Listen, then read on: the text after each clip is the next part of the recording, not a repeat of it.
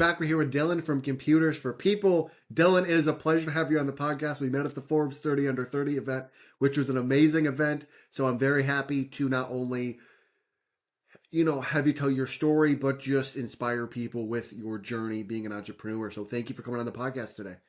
Thanks. Yeah, thanks for having me. Excited to Of be here in course. this nice room. We got some plants behind me, Yes. some trees, so excited to get going here. Perfect. I love it, man. So we'll get right into it. Can you talk about what is the benefit for companies to donate their computers, their electronics to Computers for People? Definitely. This is like one of the easiest sales pitches for me. I get to go to so many conferences, meet so many people, and it's like the easiest thing. Um, so what's the benefit of donating your computers? Most companies, if you look at a large company that has 100,000 employees, they have a refresh cycle on their old technology where they usually refresh that every 3 years. That Wow. means if you have a 100,000 person company and everyone has a laptop, that means 30,000 computers are being recycled every single year. And the IT department needs to figure out a way to ship out, what is that, maybe 15 truckloads worth of computers. Uh, Most of the time, these large companies pay to get rid of their old computers, which doesn't make any sense. They're paying to get rid of millions and millions of dollars worth of very usable equipment. So what Computers for People does is we not only pick up for free, we give you a tax write-off on all that equipment, and all of that equipment gets refurbished and donated to people in need across the United States so that they can access jobs, education, telehealth, affordable housing, food, and so much more. So there's a lot of benefits to it, and there's a lot of real people that have been impacted by the companies that have donated to Computers for People. So uh, those are just a couple of the ways. No, I those are two great ways for, businesses and like advantages for them. You you mentioned that other companies usually charge for this service. Can you kind of talk about when you were crafting this idea of Computers for People, why did you decide not to charge and come up with a way to still service them? Yeah, well, I originally started here in New York. I started in Brooklyn, New York, after a couple of my friends told me that there are these thrift stores in deep, deep Brooklyn that had all of these electronics and random audio visual equipment on these shelves, and we could just go there and pay like bottom price to buy all of this stuff and then flip it on eBay and sell it. So I was like, this sounds like the potentially the best weekend activity of my entire life. Like we brought our skateboards, we skateboarded to these thrift stores, we bought these old computers, we negotiated with the thrift store owner who had no idea what he was selling us. And for one, tenth of the price of the value of that equipment, we were able to purchase it, put it on our skateboards, take it back, refurbish it, sell it on eBay and Facebook. And it was a great business when I was like 14 or 15. So at that time, I just started learning and hearing that so many people didn't know how to get rid of their old computers. And meanwhile, I was there paying a tenth of the price for the value of the equipment. What if I could get it for free, you know? So to me, picking up for free is, it's kind of a win-win for everyone. They're not being charged to get it taken away. I'm getting it for free because I used to pay for it. And uh, that's sort of how the model originated.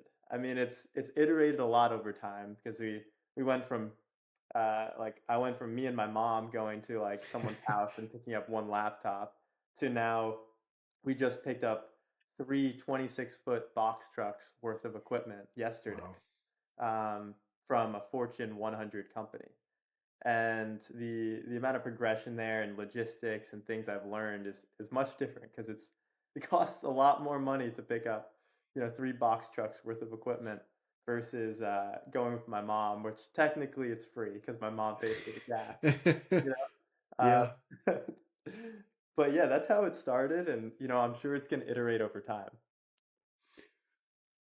There's a lot there, and I could go down so many different routes with my next question. But when when you were scaling from going with your mom to pick up one laptop, Can you kind of talk about what the scaling process was like from working with your mom to servicing a Fortune 100 company? Sure. Yeah, there's been so many ups and downs along the way there.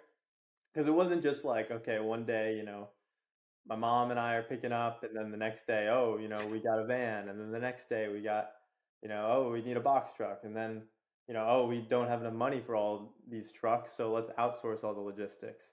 Um, there's been so many ups and downs, and it's hard to say. I mean, it all starts with like the momentum of where we originally started and staying really mission driven. But my mom was picking up computers for me for the first like 2 or 3 years, to be Wow, honest. Uh, she was amazing. that's Um, awesome. and it really started growing even more because I was able to get the funding. I used to, oh, I still do. We actually apply for more now. I probably submitted the first 2 to 300 grants for computers for people. I would just write, a few grants a week at the very start, and my first, I think, 10 to 15 grants all were denied. But just like, kept filling them out, and eventually someone gave me $1,000, and then from there someone gave me $5,000, and then someone gave me 10, and then 15, then 20, and then we got to the point where I got $1 million grant a year ago, a year or two ago, and it's just really grown from there. And with that funding, I've been able to build a really solid team around me that knows way more than me about growing a company, about logistics, about uh, managing other people. I've had a lot of challenges in managing people, so um, we've had quite a few drivers between my mom and, the logistics system we have set up Yeah, now. But yeah, it's really been a process, and I could talk about so many different stories, you know, problems, and we still haven't figured it all out. yeah. I feel like as an entrepreneur, we almost never have uh, the ability to problem solve everything. We're always going to pivot. We're always going to try to do something better. Push like the boundaries of what's possible. And when you were 15 and you had this vision of building something, most 15-year-olds are watching cartoons. They're going to school. They are not even thinking about building something that could impact humans and impact businesses. Was there like ever a point when you were younger that you knew that you were going to do something great? Um, I think from the first time I thought of computers for people, the first day, so I was talking with my stepmom who worked at a nonprofit.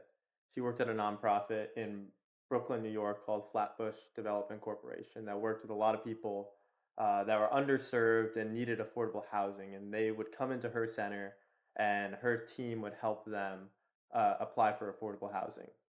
And she constantly would tell me how if all these people had access to computers, then that would make it just that much easier for them to get affordable housing. And you like everyone knows how much housing has a role in your life, right? Just having a comfortable place to live and go home to raise your family, all of that, right? And so I think it was really from that moment because I already had this idea of like collecting computers from companies, and once I heard that like I can change people's lives through just giving them access to technology, I was like, that's just how my brain works, I guess. I just like I go to the max Yeah, instantly. Like I don't start with, okay, well I can do this on a small scale.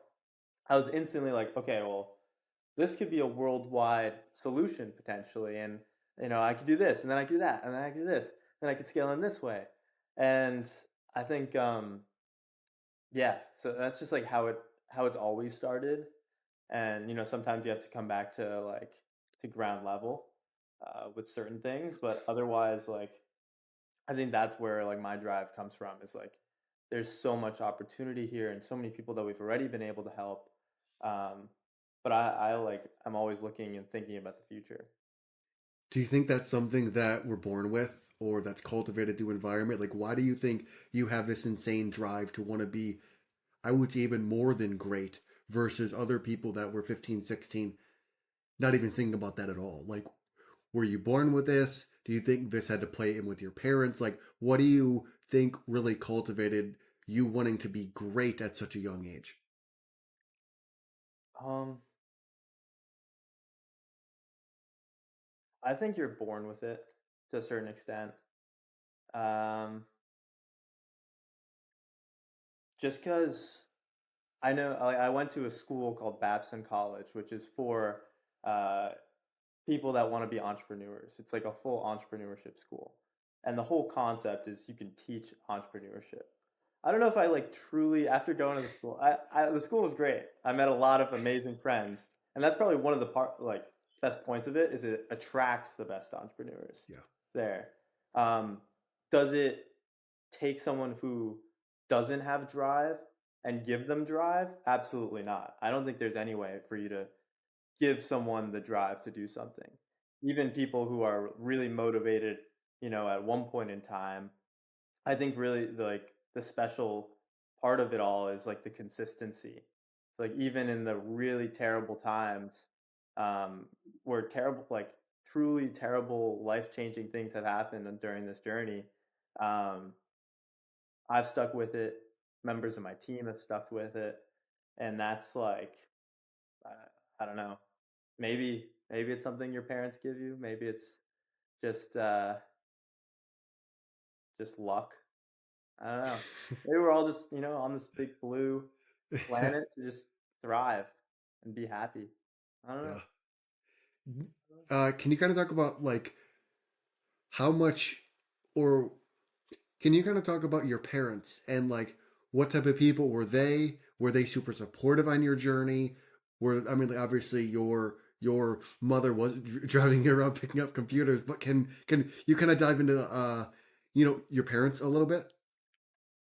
Sure. Um, yeah, I mean, it's interesting because I really didn't really know my full family story until like few years. I've learned it more and more over the years. But my dad and grandparents were kicked out of Poland for being Jewish, um, back in the late '60s, early '70s, and my great grandfather was the only one, basically only one in his family who survived the Holocaust. So my dad and grandparents came to New York City uh, with basically nothing because they were kicked out of Poland. They were in Italy for 6 or 7 months, and luckily a nonprofit was able to loan them money so they could get their visas and buy a plane ticket to come to the United States. So they came here with nothing. My grandfather drove taxi cabs, and my grandmother like worked at a it's like a blood drive place, something like that. And and they worked their way up. They like really worked hard here in the country, and I think that really stuck with my dad because my dad worked really hard his entire life and was able to get a good job and work his way up in technology. Um, and is still working really hard. Like even though he's worked hard, he's still working hard every day. And my mom has always been a very creative person. She's a dancer. She's a Interesting. professional dancer. She went to college for that. So that's probably both those things have played a huge role in just like when I have questions, I talk to them about it. They're willing to talk to me about it. But like having that creative side, but also my dad's more like technical side and management side and leadership side, um, have definitely influenced me. Um, but I would also say like my brother is the complete opposite. So like I don't know. I Yeah. know many other people where their parents are like people I really look up to, and then their kids are just completely different, right? And like did not get anything of what their parents had. So so I don't know. Yeah. I don't It's know. a super fascinating question, and I get asked the same thing on podcasts and I don't really have an answer. So Hmm. it's super super fascinating to me just to look at all of these type of people that some push through adversity and then some give up when they're pressed. And it's like, what makes that person push versus someone else? You also mentioned that entrepreneurship is not taught. Can you kind of dive into that a little bit? Hmm. I would just add one point to the Yes. Yeah, please. thing. During my childhood, uh, like if I said I was gonna do something, my parents would force me to do it. Like there's no other way out. Like if I said I was going to join the school play, I better have given my all to that school play the entire time. There's no way I was getting out of it. Same thing with anything else I was doing. So so maybe that had a role. It's just like finish what you start. Um, that's the only thing I could really Yeah. really see carry over. But yeah, well, yeah. What was the next question? You mentioned earlier that you said that you don't think entrepreneurship can be taught. Can you kind of dive into that a little bit? Hmm. Obviously, basic skills can be taught, like, you know, coding, accounting, managing your finances, creating a business plan. All those things can be taught. And that's exactly like what my college did. That's what probably, if you go to any business school, they'll probably teach you those same core concepts. And you can go on ChatGPT now and learn accounting probably way faster than going to business school and sitting in a lecture for 30 or 40 hours over the course of a semester just to drag it out, right? Yeah. So, uh, why is it not, why can't it be taught? I just really think that drive part of it can't be taught. I mean, people can get lucky, like they have the skills and they get lucky and they have an idea and it takes off and they make a lot of money. Sure. But I think that drive part is really hard to teach. Um, and you won't learn it unless you do it and just like stick with it. So that's why I would say it can't, like entrepreneurship itself can't be taught. You had a chance to meet Sam Altman for 2 minutes. What was that one piece of advice that you really got from him when you met him? I just think it's crazy that that guy's ruling the world right now. Why is that? I don't know. It's just like you realize that all these people that you see on TV and in the news constantly are just real people, you know? They're just real people living their lives, getting pressed constantly from people potentially like us that expect the world out of them, I think. And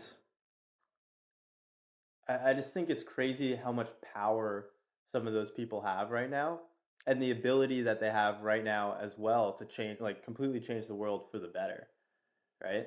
Like I'm just thinking of AI, and I got to put this popcorn down, it's in my hand. I'm just thinking about how AI will either completely widen the gap of what I'm doing, or it can shrink it like very, very quickly. Yeah, I just think about like myself, and I'm able to be 4 or 5 times more efficient every single day because I used, different AI models.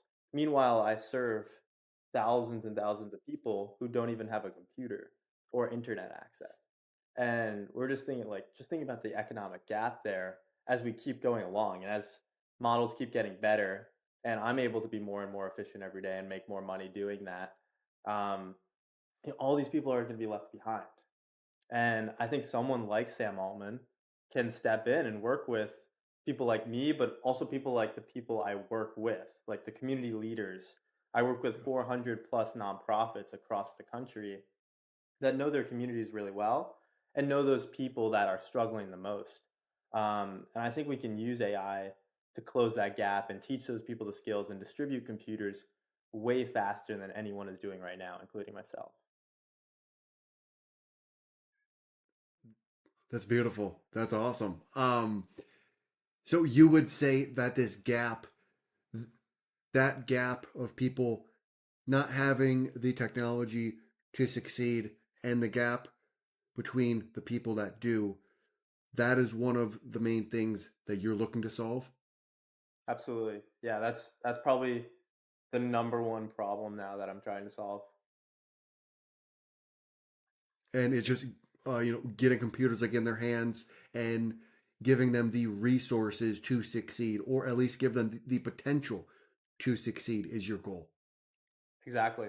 Exactly. Like I wouldn't have been able to start my first business if I didn't have a laptop at 13 and was able to learn how to do e-commerce and, learn filmmaking skills and editing and all of those things online and just explore the world, right? Yeah. Uh, you know, it's just thinking about if I didn't have a computer or didn't have a cell phone, how behind would I be versus all the people around me? Carrier pigeon type, you know, stuff. I would have to send like snail mail to people, Yeah. um, and I would have to need read a newspaper to get the latest news. Instead of getting it instantly on my phone. So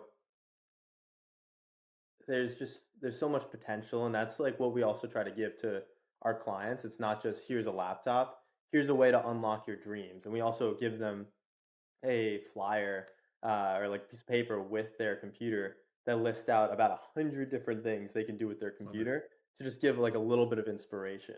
So it's like these short, 4 or 5 sentence, no phrases like open a business, do this, do that, and it gets more specific as well. But just like a little bit of inspiration along with, this tool. Love it. Yeah, Two more questions for you, yeah. Dylan. If you could have dinner with two people, Uh-oh. one person from the past and one person from the present, who All, would it be and why? all together. Yes. Mm, You were the first person to ask me that question over the 178 interviews, if it's all together or not. really? What, Yeah, everyone else thought it was separate or what? Or they just answered it how they thought it. Yeah, I'm just like I just don't know. I'm not able to listen. That must it must be a me problem. Um, hmm. Ooh,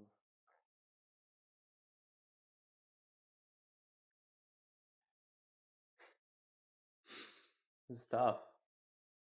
Person from the past is definitely Steve Jobs. That's how many people have answered that? That like all 100? no, I probably maybe two or three, Okay. not not Person from many. the past is definitely Steve Jobs, just because I love his advice on the design of everything I'm doing, um, how I'm presenting it to the world, how I can present it in the future, the ideas that I have for the in the future of what I want to start. I would love to run some of those by him, and I guess you can now with AI, sort of, um, but I just want to, I want to eat an apple with Steve Jobs while walking in Palo Alto. That sounds awesome. Just no shoes, no socks, just green apple. Maybe he has a red apple. We're just walking to Palo Alto, just munching on those, just talking about design and life. That would be great. Maybe I just love it. that. Maybe just that. What I'll be about the present? hopefully I'll meet the person that I want to meet that's alive Okay, in my lifetime. Yeah. there's not like anyone where you're like, I want to get a meeting or I want to have dinner with this person right now. No. No, no one really. No. No. All right, that's fair. Not right now. Not right now. I mean, there are plenty of people that I do, but not right now. That's fair. All right. There, Well, there's a one lot more of people. question for you. Yeah, Yeah, there is a lot of people. yeah, One more question, Dylan. yeah.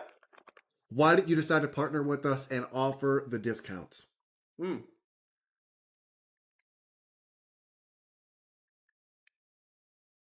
I'm choking on popcorn. Sorry. I mean, it's obvious. Like there. Well, first of all, I don't think I even explained the Shield Internet program that we have Oh on. yes. Actually, let's dive into that first. Okay. I actually yes.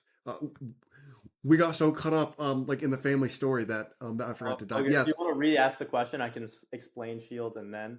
Yeah, yeah, yeah. So like, I'll just cut that question out and then put this part in there, and then I'll ask that question at the end. Okay. Okay, perfect. Um, where's my question at here? Yeah. So can you just kind of talk about why you decided to create a internet provider and what it is? Definitely. Yeah, so this is something that I've wanted to do for the past 5 years.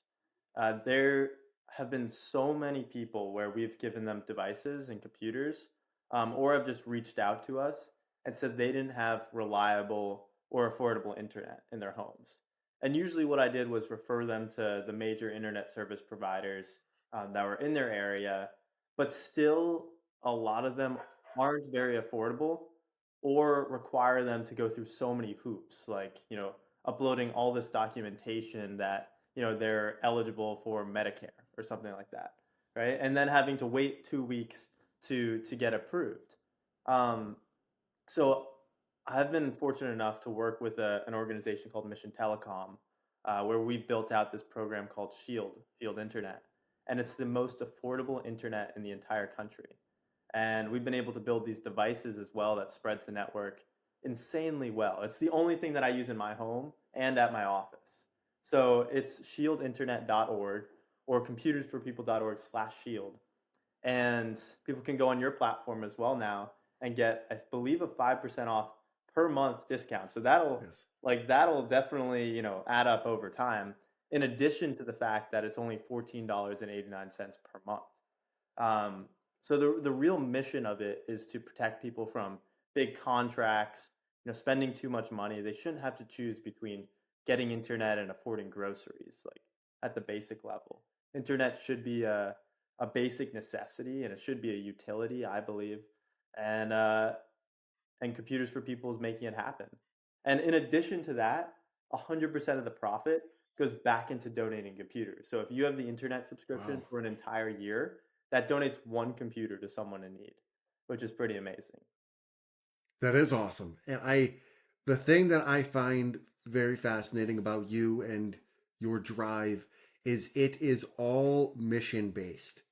Everything you do is for the mission, for helping people, not only on the computer side, but the internet side. Like there is this overarching, like, what can we do to push the mission forward? Yes, I can make money, but I can still help a bunch of people.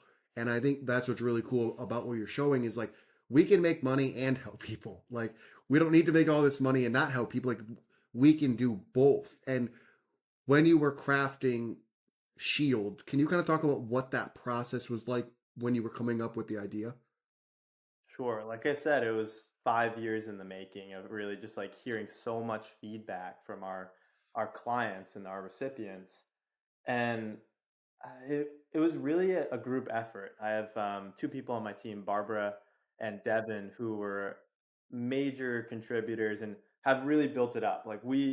The amount of people that are using it now are all due to like them and their success on advertising and social media and just getting the word out there to our partners. So I feel like I haven't feel like I did so little of it. Um, but I really just wanted to make a brand that people could trust.